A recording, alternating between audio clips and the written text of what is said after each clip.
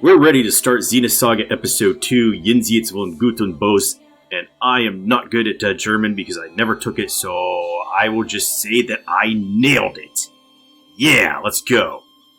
So this is the black sheep of the family, and really, what second game is not universally panned? Like, yeah, Final Fantasy II, most people don't like that one. Dragon Quest II is known as, well, they didn't actually really codify Dragon Quest, what that was supposed to be, till the third game, so Dragon Quest II is really in a weird spot. What other games? You just keep counting them over and then just be like, well, the second game was just not that good. I disagree on something. Like, I used to not like Final Fantasy II, but now I like it. It's a better game than most people give it credit for. This, I would like to like it, but there are problems with it. Most of it to do with the battle system. And one of the biggest problems with the battle system is that it takes forever to load the battles in this game. So the prep time, most of that is usually masked in a lot of other games where it's just like, oh, we're going to do some camera angles or whatever. But no, you're just forced to watch it load. There's no music, and it's a painful experience. Only Shion and Momo are allowed to run for battles for whatever reason. I don't understand why that was made the way it is. There's a lot in this game that doesn't make a lot of sense. We'll get into that. Now, I do read the comments, and I was reading the comments for Xenosaga Episode 1, and the great thing about this is that it's actually already answered some of the questions, like, what are the Gnosis? This is a game series that is well foreshadowed, and they've already answered that question. There's a lot of things that if you're paying attention, you'll be like, oh, okay, that means that, and blah, blah, blah. It's just the way they write it. They're really good at this. Takahashi and Xenosaga. Unfortunately, this game was not done by them. They did submit a script, but what they did is Takahashi kind of took a step back to let other developers work on this. And so what happened is that Ko Arai, who was there since Xenogears, took the director's helm. And I guess he was able to get him to go over with him to Namco from Square Enix to make this game. Were they Square Enix at that point? No, I think they were just still Square. But they moved over, and this is really just a passion project, but he lets them work on it, and they just kind of took the script, kind of butchered it, and turned in their project. And a lot of it I can understand why, because the first game in this series is really slow paced, and there's a lot of backtracking and everything. So I think they wanted to make it so it was more streamlined, but at the same time they kind of failed in that. And that's why they made the DS game to plug up those plot holes or whatever. So we'll be covering the material in the DS game as well, because there were a lot of changes, and we're also doing all the anime references and everything, and so there's a lot to unpack. This is actually a really short game, campaign-wise, because they cut out a lot of the story, and this is... If you take it from the DS game, this is about 45% of the story that's left. If you take it from just Xenosaga 1 and then into 2, this is only a third of the story, so they cut out a lot. And that's unfortunate because, you know, it's just short. Now, they do have post-game content, and we will be doing that as well, but it's just dungeons and stuff, so there is a little bit that adds into Episode 3 with the Dark Professor and the Professor storyline. It's gonna do a lot of that, work on it so that you know what they're talking about when I eventually get to Episode 3. But there's not much substantive there. It's basically just taking the Yusha or Brave series and ripping off that, using that as an influence. So that's where most of that plot line comes from, and I'll talk about that when I get into that. But that's going to be a long ways away because we got to get through the main campaign first. That's all locked. I can't even access it until I beat the game. Now, they also replaced the composer, Yasunori Masuda. He just went on his merry way and made his own composing company and started working freelance. So they brought in Yuki Kajiura, and she's actually really good. I think I don't know, I'd probably put her at number one as far as composing goes in the anime and gaming industry, but this is only one of two games that she did the composition for. This is Xenosaga 3, and then that's basically it. Now, she only does the event music for the movies, and then they had Shinji Hosoe for the field. And most people like the Kajiura soundtrack, but don't like the Hosoe soundtrack. I've kind of mellowed out on it. Hosoe's music is okay for field music. There's only like one or two pieces that I find really grating. And it's unfortunate because one of them is on the second Miltian map, and that's a lot of the game takes place. Well, at least for the side quests, and I'll be doing all the side quests, so get used to that music, and it's just, in my opinion, grating. So I'm not going to get into the anime references right now, other than to say that they were really influenced, Takahashi at least, by Gunbuster and Nadia of the Blue Water. Those are the two biggest influences on the Xeno series. There are obviously other references, but I will say that those are the biggest ones. At least when I was watching them, I'm like, yeah, he takes a lot from this. Now, I will say that Takahashi does a lot better than Anno on these subjects, because when Anno puts in symbolism and stuff, he never really explains it. It's just there, and I'm like, what? But I'll get into that. Okay, so the first part of this game is actually just going to be flashback and a lot of movie. And once we get out of the flashback, which is probably going to take the first hour or so, just to do tutorial stuff, it's going to be more of a action sort of game instead of an RPG story. It's more along the lines of like Terminator or Terminator 2, where they're really chasing down the party and trying to get them. So I don't think I'll waste any more time and just get into it. So enjoy. Oh yeah, we've got to unlock, and I am using the HD texture packs. I don't think I mentioned that. I will put a link down below if you want to use them or whatever. And there's a lot of other stuff that you have to do to be able to enable them. So this is really advanced stuff. You gotta go in and change a lot of settings, or it just won't look right. But I do want to unlock the special features for having Xenosaga Episode 1 clear data. That's why I made the clear file. We will get the swimsuit for Ziggy and Cosmos. This is the only way to get their swimsuit. If you don't do this, you can't do it. And I really do want the swimsuits because they give +1 agility and 10% more skill points. The +1 agility is still huge. It's like one of the best things you can do in this game. So I'll probably be using the swimsuits for a lot, and it's going to look a little silly. So that's fun. But you also take like 10 to 15% more damage while wearing them, which is just whatever. There's no equipment in this game, so don't even worry about that. We also get the geriatric swimsuit. And I am actually going to try to use surround sound in this. So I was looking at YouTube, and apparently they do allow surround sound now. So I don't know how many channels we can get in this. I'll try to render it out this way. So I just have to remember that myself. So we'll see how this goes. Hopefully. It's the only game in the series that has surround sound.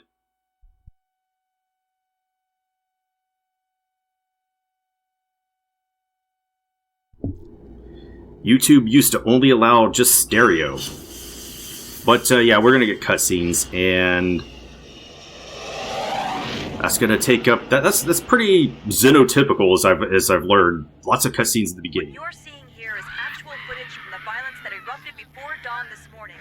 These seemingly coordinated Realian attacks were reported throughout Federation territory, prompting government officials to consider this movement an act of terrorism. The response to these Realians has been... There's been a new development. As internal agencies continue to analyze these violent events, a flash action report within the Federation and obtained by this station indicates that only Realian models created within the last 2 years, or those receiving adjustments in the Miltian star system, have been implicated. Although this is not a complete list, we have obtained a partial list of units matching these criteria. This list includes DZ-100-6448, DZ-2000330, DZ-100-1007. Today was just the beginning of the ensuing violence. These Realian outbreaks are spreading like wildfire. They'll be reading off plenty more model numbers in the media tomorrow. I can assure you. So, what does that have to do with the operation? I'd like to know why I was chosen for this mission. I'm told that the military has detained all of its Realians. I find it difficult to believe that they don't have any misgivings about us. Kanan, you're a Realian who's been especially created and configured by Vector itself. I've been given the CEO's personal guarantee that you won't be affected like the others. Besides, no ordinary pilot could possibly control your craft. That makes you very vital to the operation. I don't believe you two have been properly introduced yet. This is Chaos.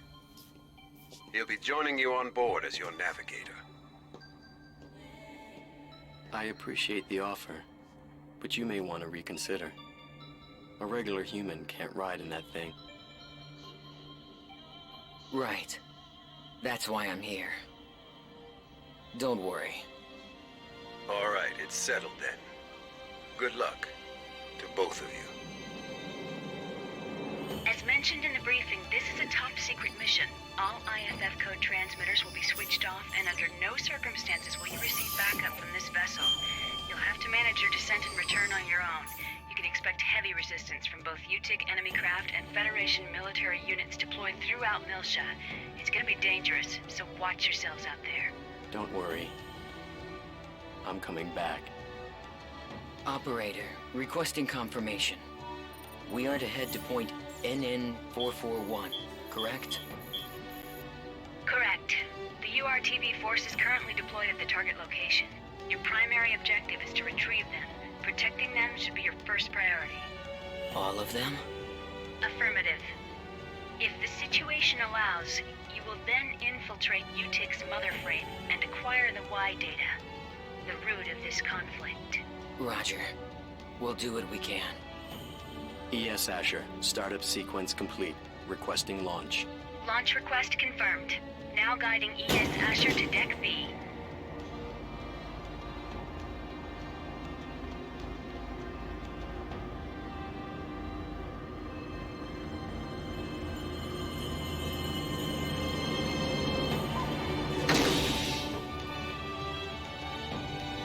Defensive shields deployed. Ready when you are. Roger. Initiating launch procedure. Good luck.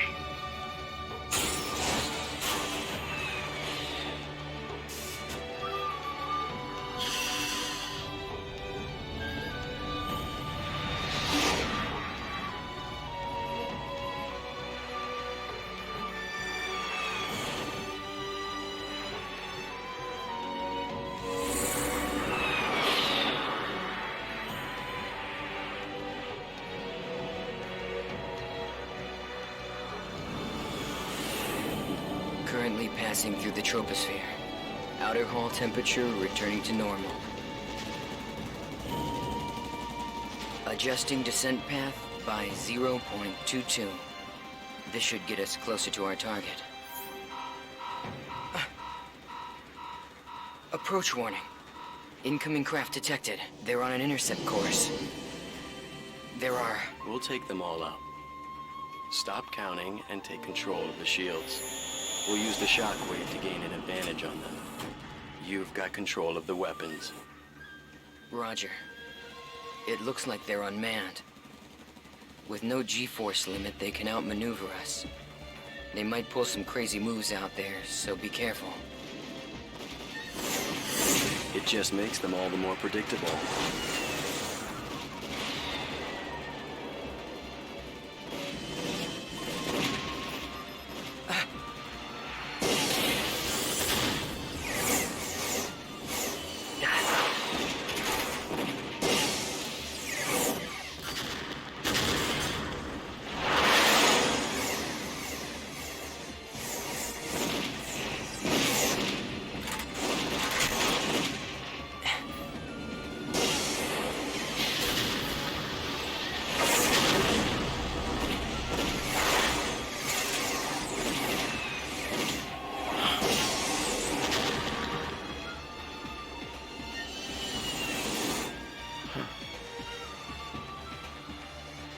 There's no end to these guys. And we don't have much ABR energy left either. Let's find some place to set it down.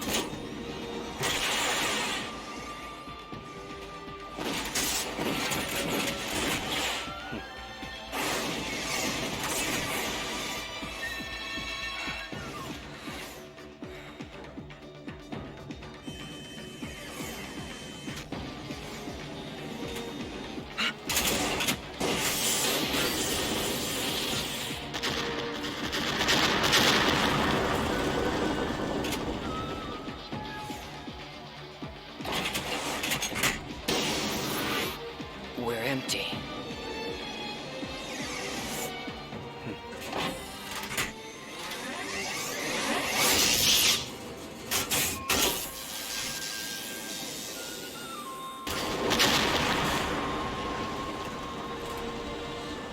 All enemies destroy.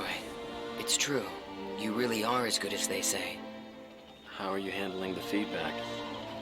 You know, a normal person would have probably passed out by now. I don't want you jeopardizing the mission. I'm fine.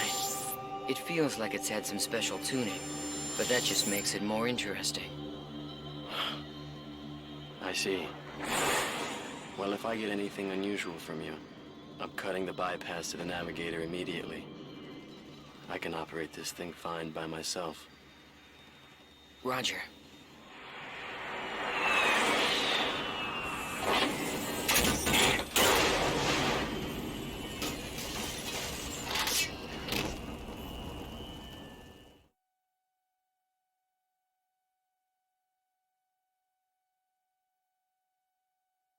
Looks like we're pretty far out from our objective.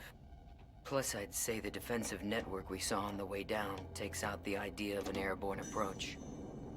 We'll go by ground then. Fortunately, the rubble from the burned-out buildings should provide us enough cover to cross the city unnoticed. Agreed. We'd better get moving.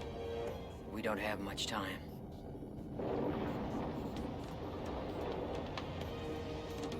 Not much time?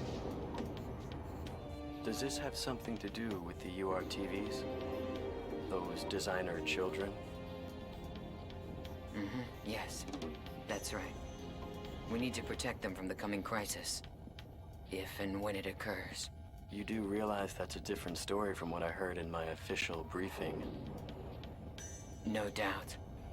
As the Federation Government Special Forces, the URTVs were sent in ahead of the invasion.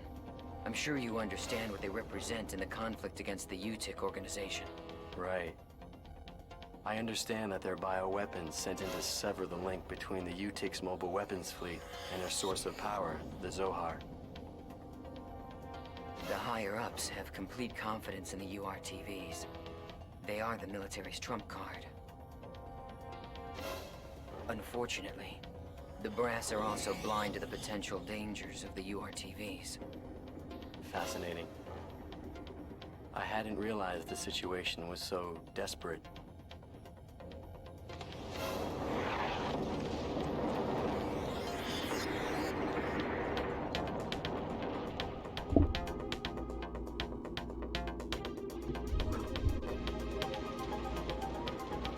Okay, it looks like I have full control right now, so this is one of the criticisms I do have Xenosaga is that I think when you're doing a game, you need to get into the gameplay as fast as possible, and I don't actually know how long it took, but I feel like it was like 10 to 15 minutes to actually start controlling, so I feel like maybe just start them out and start the story out a little later, start blah blah blah, talking.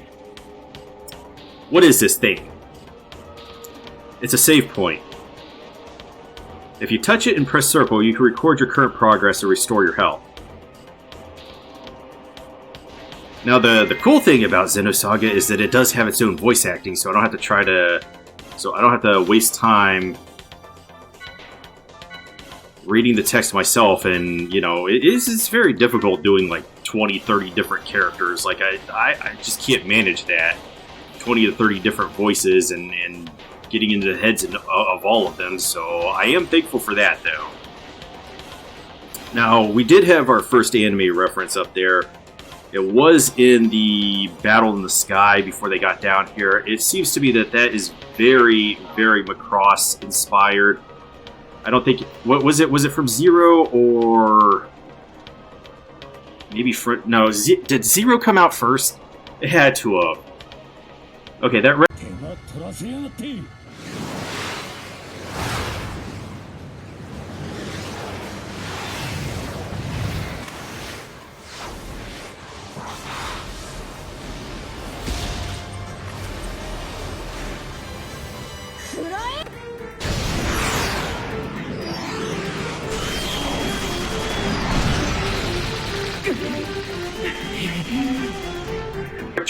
That wrecked truck is blocking our way. You'll automatically lock onto anything destructible when you get close to it. Press square to destroy it. How you destroy things is up to you. Oh, I'm gonna have to turn that off. I didn't realize vibration was on, but that's a very annoying feature. Options. Vibration. It's one of those things that I thought was cool when they came out with the first, you know, back in late 90s at PS1, but actually I think the N64 beat them to that, and that was just their response. But nowadays I'm just like, whatever, man. There are a lot of obstacles. Is it possible to shoot at multiple targets? When there are multiple targets, press the L1 button or R1 button to switch between them. I'll let you handle the targeting.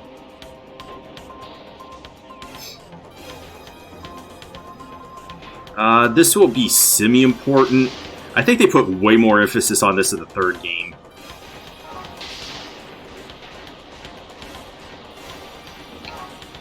But at least they started out in mechs this time, and they're not crappy eggs that sucked. I did watch the anime, and they changed a lot of stuff, and I actually prefer the game and the game story to the anime. I mean, first off, the soundtrack in the anime is just not as good. I do like those advertisements. Tell me, what exactly are we expecting to happen here? Well, the problem is that the URTVs aren't merely machines. They're real people, with their consciousness intact. The system that currently controls the Zohar was actually designed to be used for the UMN transport system. However... Yes. Well, they experimented with the transport of living beings numerous times, but every attempt ended in failure. According to the records, 99.76% of them were killed instantly. However, it seems that on very rare occasions, there were survivors. They didn't exist as people anymore, though. They were just things, never able to recover their consciousness, the very element that made them human. Mental breakdown. Lieutenant General Helmer concluded that if contact with the system led to the destruction of the human mind, then even the URTVs created as the system's antithesis might be affected. Therefore, if the URTVs were to suffer a mental breakdown, then likely the Zohar, a source of infinite energy, would spiral out of control. That would be devastating. And yet, the General Staff decision wasn't overturned. I suppose that's where we come in.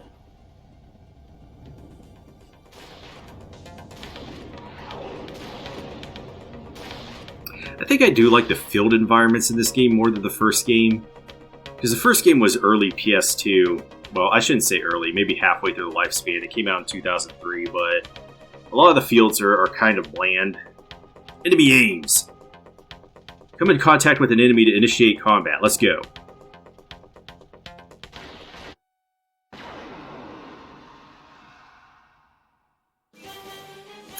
Alright, I'll explain the controls during battle. I'm not going to repeat myself, so pay attention.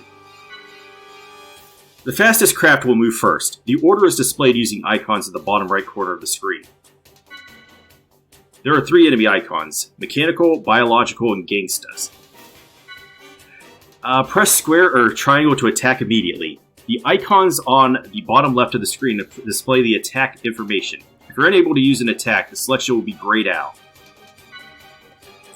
Select the target with the directional buttons. The enemy can have its front or back to you. If you attack an enemy in the back, your aim will be 100%, and the critical rate will increase by 50%. I think that's a multiplicative increase, so if you have like a 10% critical, it would just raise it to 15%. But I think the criticals are actually pretty high in this game.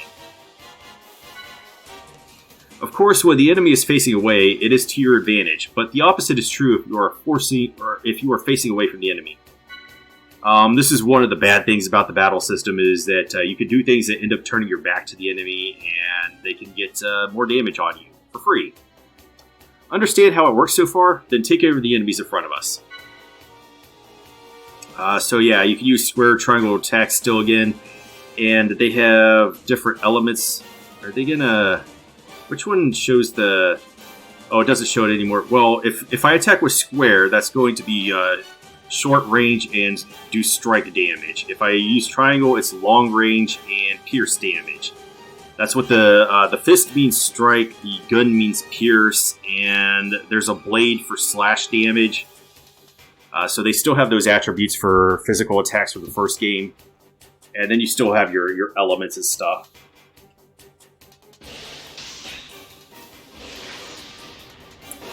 Now, the mechs that we have in this game that we pilot are called ESs, and that's short for Ein Sof, which is I think, Kabbalistic...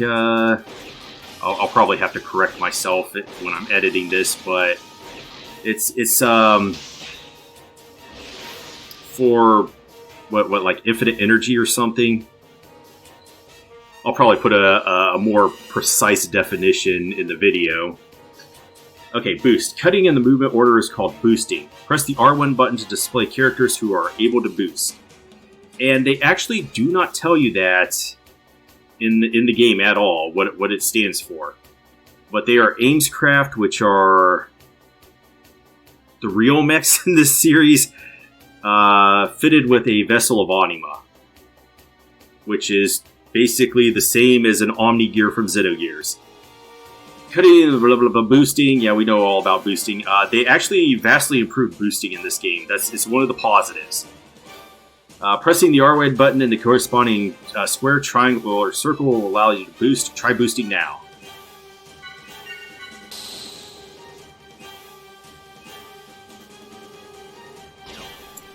Yeah, we can actually boost in our mechs. The boost gauge is actually shared between all of your party members instead of them having an individual one. but this is vastly improved over the first game because this allows you to build boost faster and do a lot more combos, and the combat flies by a lot faster because of it. The command menu. You can press X to open the command menu. I'll bring it up now. And they did this because boosting is actually a large part of the battle strategy, especially in this game. This will charge the craft's energy by 100. You can check the current charge value by looking at the ES or EC meter. Basic attacks will charge the EC meter by 25. Special, this will open the special attacks menu. Special attacks require EC energy. Changing the co-pilot will change the available special attacks. I'll charge the EC to 200. How nice of you. The values 100 to 200 next to the special attacks indicate the amount of energy needed to execute them. So I think the one at 100 is always available no matter who the co-pilot is. But the one at 200, and then you could get an accessory to equip to your ESs that will give you a 300 charge. Those ones actually change. Alright, the event slot during the current turn is displayed. There are several types of event slots which will change with each turn. Critical up, boost up, and skill points up. They added a random tile. They took out the none, but the none is within the random tile. And do they explain the random? I think they do. Yeah, we know. Alright, there are 3 random event slots and 1 non-event. Yeah, so there's actually 4 things that happen in the random slot. And one of them is none. So we can get ether, or increases ether damage and healing by 50%. This is the best one to land on when you get the random. And I'll explain that a little later. Turn cancel. Target loses its turn if damaged by an attack. Reverse. Target's boost gauge increases if attacked. Now the enemies can land on this as well and cause you to get a turn loss, or can reverse and give you more boost. So that can work in your favor, but for the most part, I would want to land on the ether damage and healing by 50% up. Only enemies in character battles give skill points, so don't worry about the skill in this battle. You can't get skill points in mech battles. They do not share XP and skill points in the mech battles, and the character battles they use completely different progressions. Unfortunately, there's no shops in this game, so I can't upgrade the mechs, so they use a leveling system, which is kind of bullshit in my opinion. I enjoy equipping mechs, and so fortunately they will bring that back in the third one. That's about it for now. The rest you'll have to figure out for yourself. There's not much to figure out.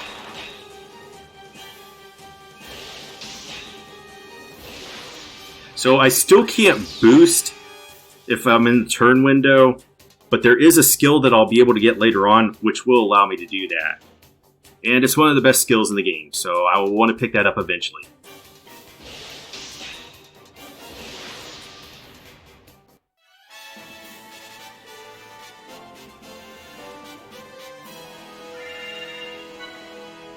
Alright, we got some auxiliary armor A.